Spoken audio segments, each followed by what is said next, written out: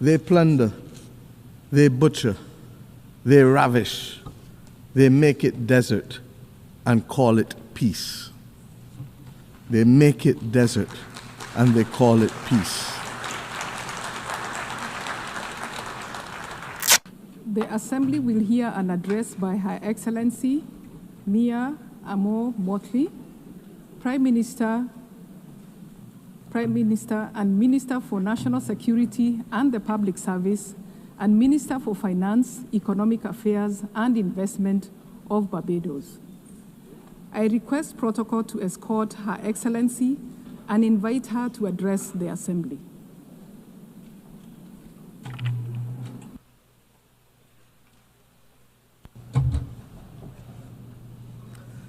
Thank you very much, Madam President, Excellencies, distinguished ladies and gentlemen. The 21st century has been marked by a series of crises for which our world has been unprepared. Financial crisis that started in 2008, which then triggered fiscal crises across many of the world's countries. And if that was not enough, a social crisis characterized by rising inequality with the consequences thereto, be it substance abuse, mental health challenges, homelessness, or human trafficking. Then there was a global pandemic, lasting 2 to 3 years and taking the lives of millions of people. And for those surviving, they had restricted movement and restricted choices. All of this, my friends, has been exacerbated by the spreading of fake news.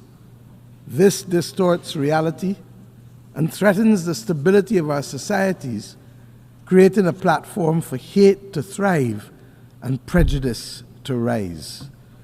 But deeper than all of these crises is a bigger, more insidious crisis that is undermining our domestic and global institutions that have promoted order, peace, and prosperity. It is, my friends, the crisis of truth. Excellencies, when we lose shared truth, our communities, our countries, our global society loses their center of gravity. At first, the damage may seem quiet. Words bend and facts drift in the service of political point scoring. But slowly, over time, we descend into political tribalism. We develop alternative realities and we are unable to understand each other and communicate with each other because we lack a center. Then we grow suspicious of each other. In the absence of truth, trust deteriorates. And we see it all around us, in global forums and indeed on the blocks and in the communities in our own countries. Trust between neighbors, trust between the governed and the governing, trust in our instructions, trust in our social order, trust in our health systems, trust in our global rules, governance structures. It all seems, in the words of Chinua Achebe, to be falling apart. When we lack truth and we lack trust, law becomes theater, news becomes spectacle, and science becomes just another opinion.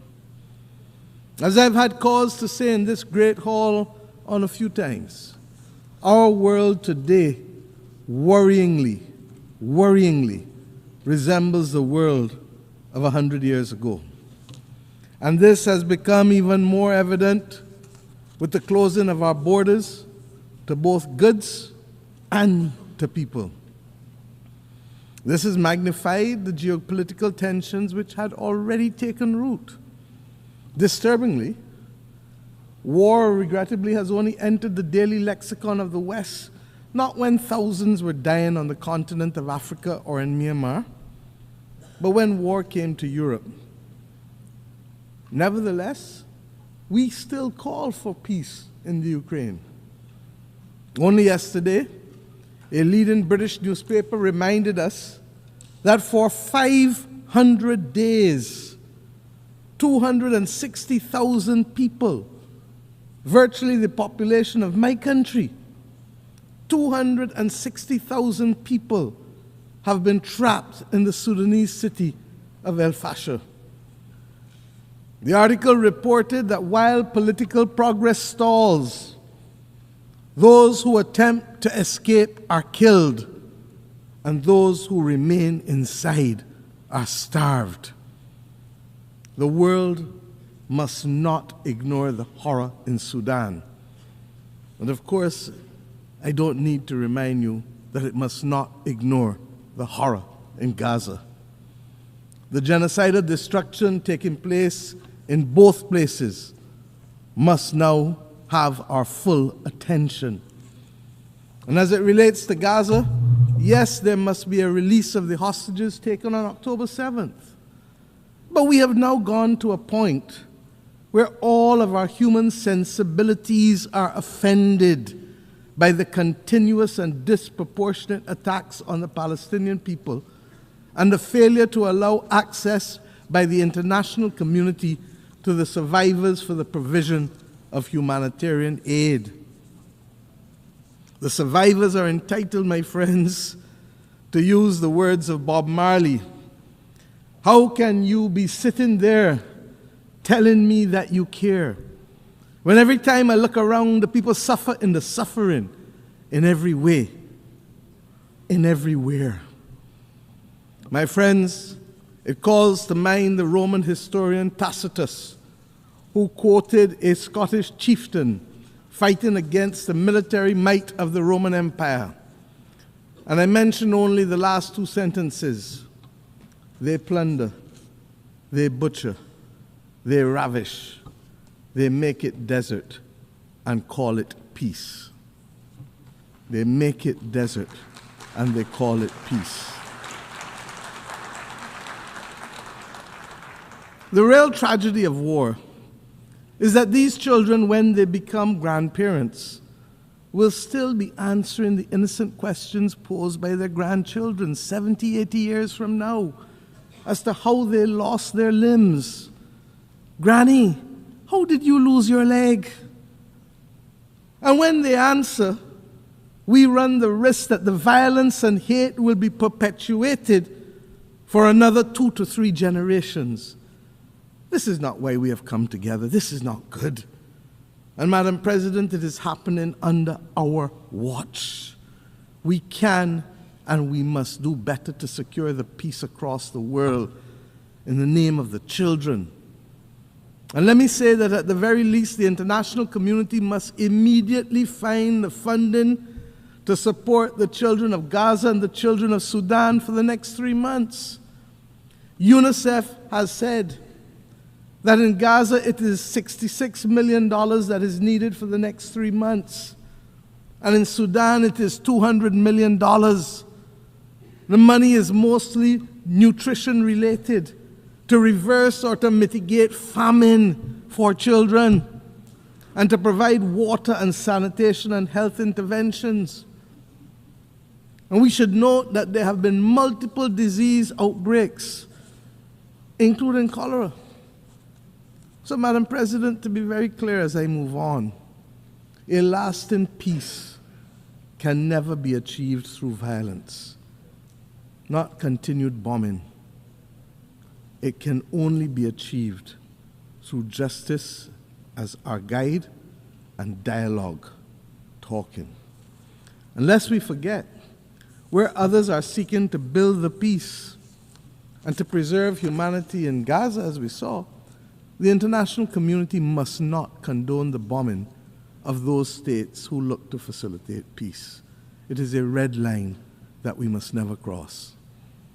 Madam President, I say simply again, another year, the world needs a reset.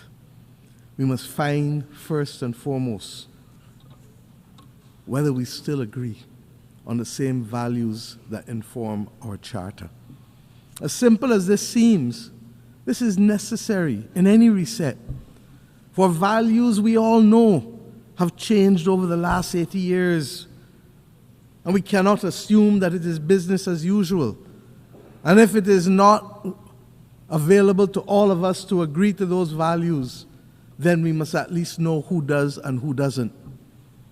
In addition to our inability to bring about peace in multiple conflicts, there really still are a number of issues that threaten our way of life and the stability of our planet beyond war. The climate crisis, food insecurity, water scarcity, mass flow of refugees and displaced persons, poverty and increasing inequality within and between societies.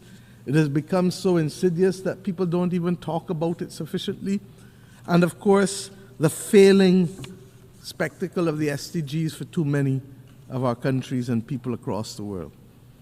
And of course, unregulated AI, which, while it has tremendous promise, poses unregulated significant risk. Many of our people ask every day, why has the United Nations not done better recently? The simple truth, my friends, is that countries have lacked the political will to live by the Charter and to do what is right for humanity. Countries of different sizes, capacities, and cultures can only survive in this world in which we live if we maintain a rules-based system. It is no different to what we have to do in our own countries to maintain and protect the vulnerable and the weak. In fact, it's no different than what has to be done in a child's playground. The rules-based system is what protects us from bullying and from rogue behavior. Our charter was designed to promote compassion, equality, fairness. And this is why it is imperative that we maintain a rules-based system. I speak as a leader of a small country. Our future is placed at risk unless we preserve this rules-based system. The law of the jungle does not guarantee any of us a future on a livable, or indeed doesn't guarantee us a livable planet. We have simply to step up to the plate. And unlike the West Indian Federation, when one country left and the maths of the day was 1 from 10 leaves 0, we must remember that if there are those who don't want to be inside at the dance, that 1 or 2 or 3 from 193 does not leave 0. Does not leave 0. Those of us who remain can continue to pursue our vital interests. And we don't criticize countries for making sovereign decisions because that's what governments were elected to do. If that's not what they want, that's not what they want. But let us get on with the business and protect our vital interests of preserving a rules-based system, to strengthen us, to build peace, to allow us to better face challenges from climate to pandemics to unregulated AI, and generally to build a better life for our people. There is no doubt that there is a case for efficiency gains to be made in this United Nations institutional framework. We know that. But once we finish the efficiency gains, member states who want or need a rules-based order must put their money where their mouth is. If we are to be protected by a rules-based system, then we must step up to the plate and provide the funds to bridge the gap, to deliver the results that we desire.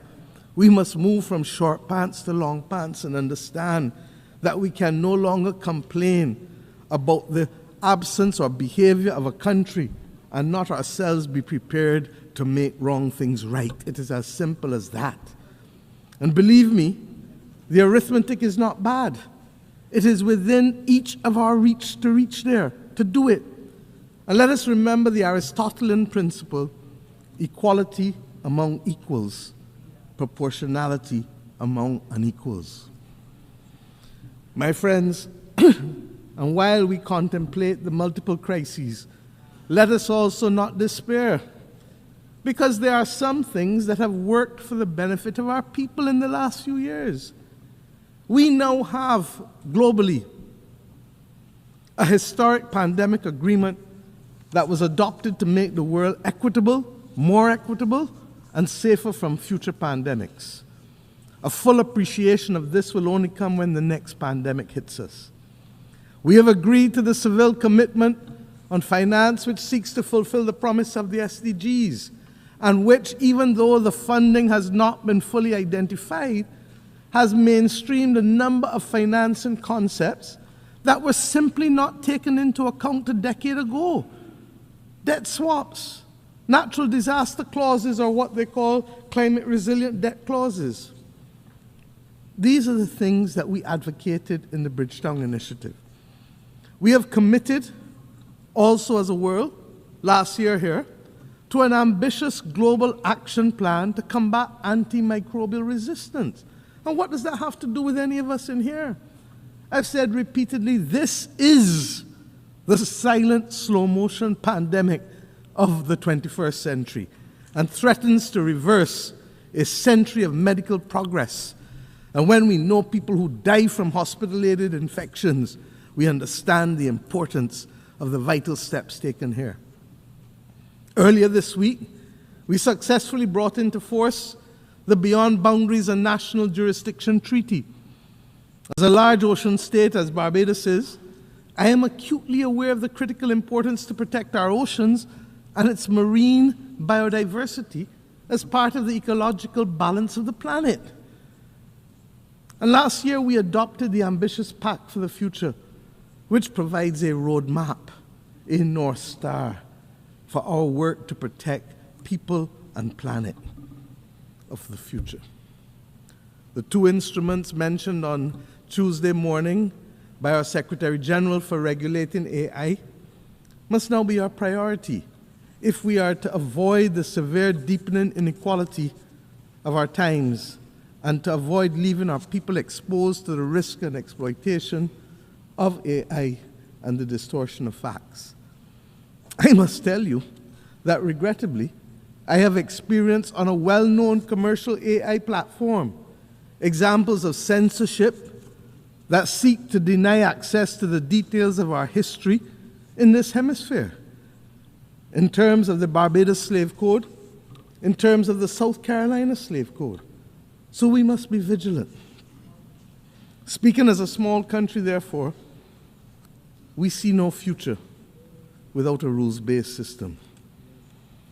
And before I go on, let me recognize the outgoing President of the General Assembly, His Excellency Philemon Yang, for his impactful presidency last year.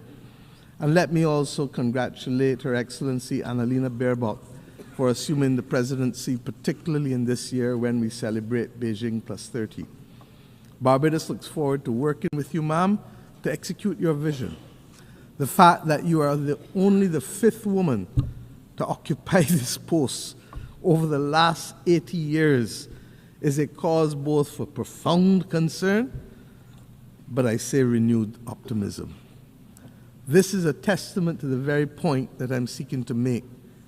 The organization is working, even if not at optimal levels, but we still have so much to do. Madam President, on climate finance, climate and finance, I should say, there's a real danger that debates in this great chamber, at the conference of the parties and elsewhere, risk being reduced to mere performative exercises. We have watched the widely celebrated green wave which swept Europe in 2019. We've seen it now recede, and in its backwash, that continent now faces deep division over the scale, scope, and speed of delivery on commitments made to eliminate climate-harming pollution by 2050. We've seen others withdraw from the Paris Agreement. At a time, Madam President, when we should be conducting an audit of the achieved targets and accomplished deliverables, we continue for the most part to receive IOUs and statements of deferred intent, even as we have witnessed this vacillation that I just referred to. We've also seen a rededication to breathing new life into high carbon and high polluting forms of energy. and we have witnessed a redoubling of efforts to fund military buildups, even at the expense of financing our way to sustainability and that of a livable planet. Barbados does not treat climate science as a mere conjecture, and neither does the International Court of Justice nor the Inter-American Court of Human Rights. Their advisory opinions have affirmed the legal rights and entitlements of citizens who must on a daily basis confront the impact of the climate crisis. In this regard, we especially welcome the International Court of Justice's ruling to the effect that states have obligations to protect the climate system and other parts of the environment from emissions, and that those obligations can be enforced against other states. Given this new reality as we look ahead, we must seize the opportunity to find common ground, given the diversity of opinions on this question of the climate crisis. I propose that one possible way forward is to focus on emissions rather than focusing on the fossil fuel industry. As I've said before, the fossil fuel industry is not the enemy. It is the emissions. In this regard, we should consider working towards a globally legal binding framework on methane, which could contribute to reversing global temperatures, I'm told by the scientists, by as much as 0.5 degrees, while purchasing time for the fossil fuel industry to scale up to a commercial level the use of decarbonizing technology. This is possible. The Baku to Belém roadmap must also ensure that the necessary resources, $1.3 trillion annually by 2035, are not only committed, but delivered. It is the political will and the ingenuity of countries and financial institutions that will ensure that these sums can be delivered. It must not, and we must not allow that roadmap to suffer the same fate as the Loss and Damage Fund, which, despite its historic establishment, remains grossly undercapitalized, with less than $800 million pledged, and regrettably, only half of those pledges have actually materialized. This ambivalence towards finance and fiscal space, my friends, is what gave birth to the Bridgetown Initiative. Its latest iteration, Bridgetown 3.0, will shortly be reviewed, given the rapidly changing global environment in which we live. We still need to expand liquidity support and to close the financing gap to assist vulnerable countries, especially the V20, many of whom still face the possibility of a debt crisis. They need it to build their resilience and to adapt to the new climate reality. I am conscious of the progress by which multilateral institutions have taken on board some of our arguments in the Bridgetown Initiative, especially as it relates to climate finance and to the issue of vulnerability. I referred earlier to debt swaps and the climate resilient debt clauses. Madam President, all of these goals and many more can be achieved by a fully functional rules-based system, one that is ambitious in its goals, effective in its delivery, and fair in its organization. As UN80 process seeks to enhance the functioning of this organization, we must ensure that we put in place the initiatives that are not the exclusive outgrowth of budget constraints and cross-cutting exercises, but are instead initiatives that are people-focused, delivery-driven, providing the global population with the peace and the security and the quality of life that they deserve and that they are increasingly demanding. To this effect, the Security Council, we know, must be reformed. It must reflect the multipolar world that we now live in, and it must give an opportunity to recognize that there have been substantial geopolitical shifts since 1962 when you had your last reform, 3 years before I was born, and I turned 60 next week. Permanent seats for Africa and a seat that revolves for small island developing states are an essential part of that reform, because we all have perspectives that must be heard. You cannot ask us really to show up for family photos and votes when you need them, and then exclude us from the family's decision-making as if you are the grown-ups and we are the children. We are not minors. We are independent sovereign states with full capacity, and we insist on being treated as such.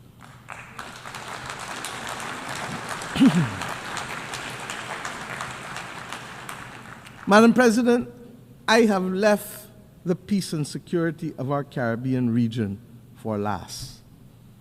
It is deeply troubling.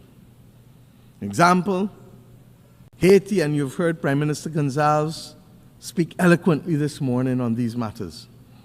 Haiti, which was once a beacon of emancipation and revolution for all of us as black people, is today a victim of centuries of external interference and contemporary internal conflict, and regrettably, even blindness. We want to thank Kenya for its extraordinary leadership of the multinational security support mission, even when they were out there on their own.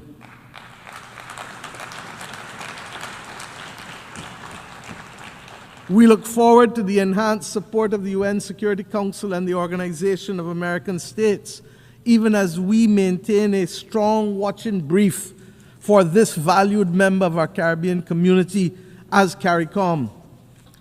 Haiti requires, I've said it over and over, a long-term support plan that addresses security and development, not one at the expense of the other.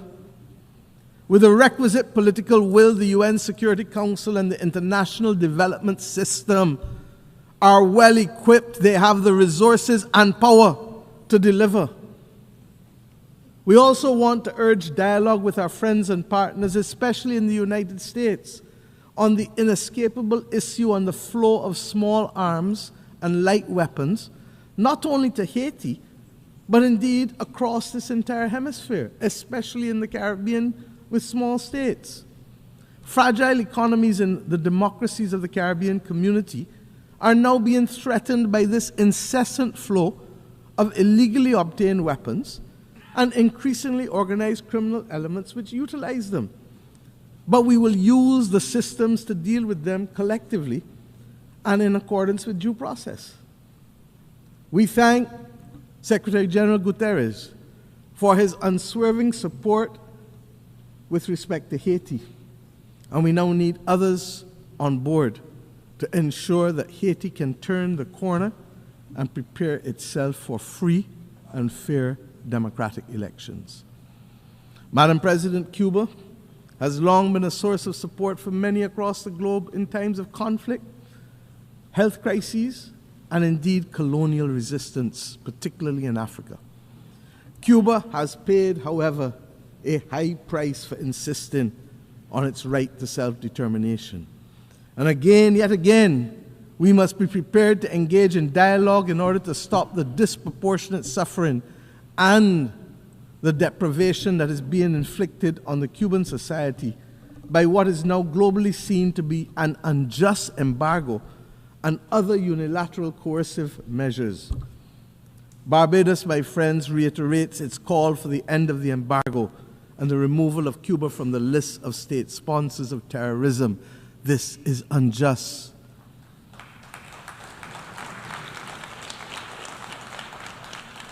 What is even more, in the Caribbean Sea, we're now seeing a shocking violation of a hemispheric understanding that the Caribbean be treated as a zone of peace. There has been a buildup in military assets in the last few weeks in the Caribbean by both sides, by the United States of America and by Venezuela. We believe that any such buildup could occasion just an accident. And if it does, a simple accident can put the Southern Caribbean at disproportionate risk. I need not tell you, therefore, what a war can do. It is not acceptable for our islands, our countries, to be viewed as collateral damage. I say simply, for all who can hear and for all who read and can listen, full respect for the territorial integrity of each and every state in the Caribbean must be respected, and that includes all states. Almost all wars end as a result of dialogue. Let us make a greater effort to have the necessary conversations to prevent war. It is too simple. As I close today, I leave you with an image that has stayed with me for the last week of a young Palestinian girl of 6 or 7 years old walking in the midst of the rubble in Gaza. Her eyes were hollow and full of despair. It was clear that she was in great pain, but she carried her sister on her shoulders, both shoulders, clearly recognizing that it was she who would have to carry the burden of taking them to safety. My friends, this is the ultimate picture for me of hope and resilience. Let us be inspired that even in the face of the greatest adversity and challenges that the world faces, that we too can rise. For if a 6-year-old can push past the pain, all the physical and emotional pain, and still find hope that there's a better moment ahead of her, then we as leaders and members of the global community have a duty to summon that spirit. The world needs it now more than ever. It is not beyond us to forge a better world that is fair and just. 80 years ago, it was just a few countries that summoned that will. Today, those of us who were denied the right to be heard then must now be the core responders to this critical clarion call.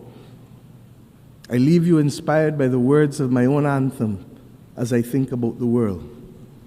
Inspired, I say, upwards and onwards we shall go, inspired, exulting, free, and greater will our world grow in strength and unity. If a 6-year-old child can summon the will against all that she faced, then we, with much, much, much more, and with a commitment and an obligation to many, many, many, many more, must summon that will. I thank you.